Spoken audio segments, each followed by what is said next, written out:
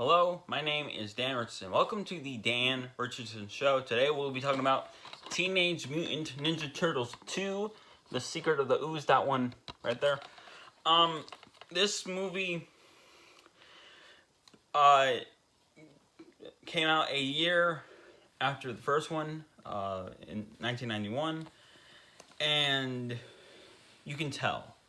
And thanks to Toy Galaxy's video on this one and its sequel, I kind of know a bit more about the sort of production history.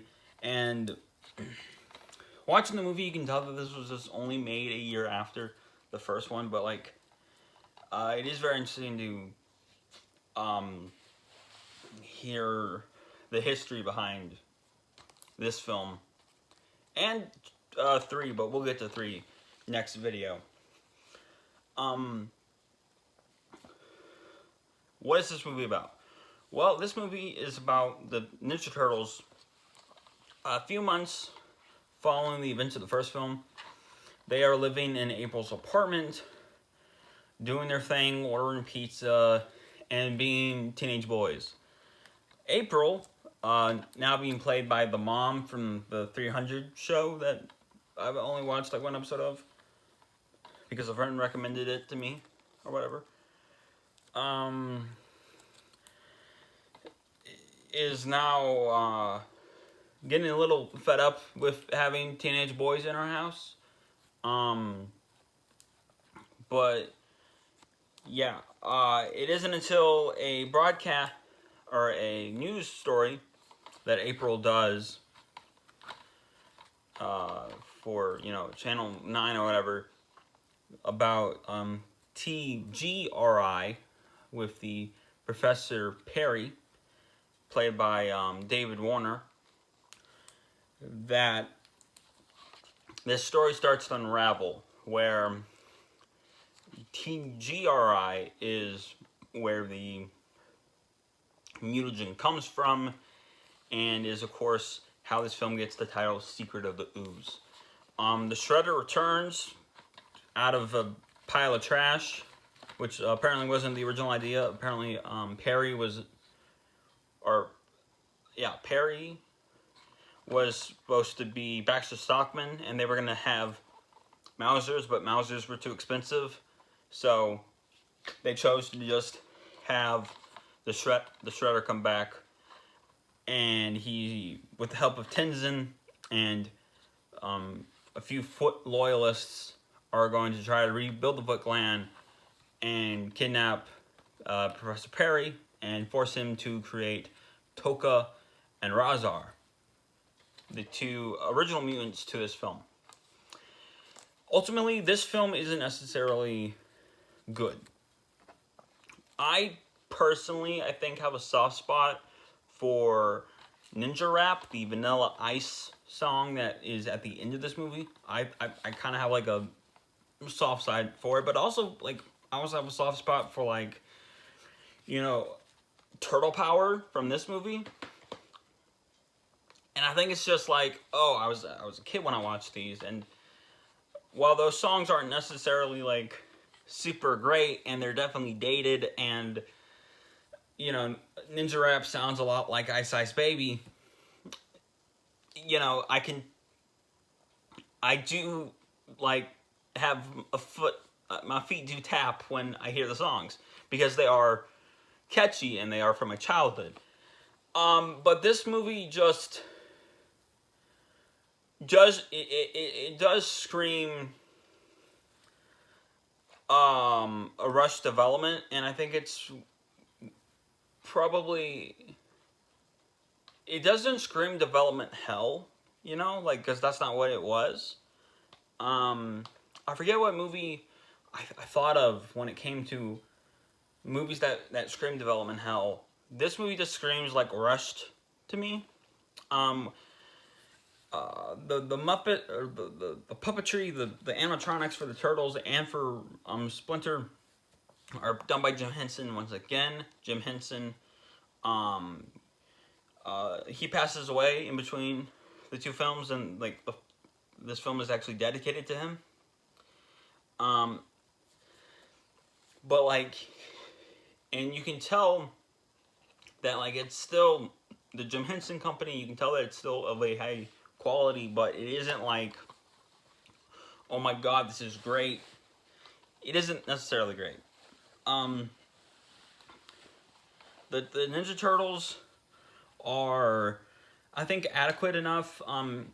They're written well enough. Raph has something I think thankfully we've kind of gotten away a bit from in at least the sort of in like the shows and a fair bit with Ninja Turtles is the whole Raph is upset that he's not the leader and constantly questions Leonardo's like not loyalties but like leadership. I think this is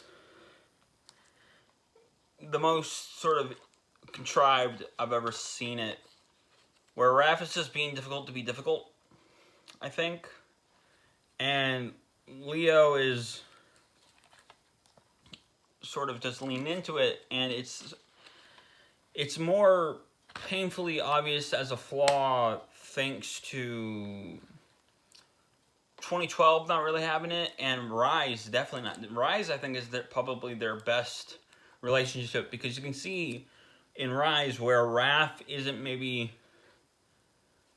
He has a good heart, and he obviously loves his brothers, but he doesn't handle pressure all that well. And then Leo, while being more of a laid-back goofball, you can tell that he has a knack for leadership. And if he just applied himself, he could probably be an even better leader. But yeah, that's just one of the annoying things. To touch back on what I was talking about with Professor Perry, played by the late and great David Warner. He apparently, according to Toy Galaxy's video, was actually supposed to be Baxter Stockman. If you look at him, that makes sense. He looks very much like Baxter Stockman, except tall, because Matthew Perry was like 6 feet tall or something like that.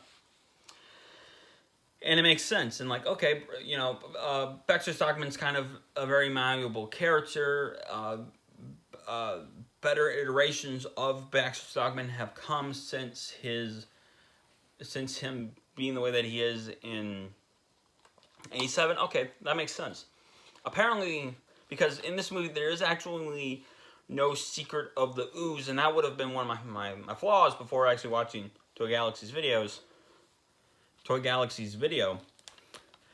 Apparently, the secret of the ooze, because there isn't one in the final film, was that apparently aliens, the Utrom, made it, and apparently Baxter Stockman was perhaps one of the Utrom, and they would have revealed that at the end of the film.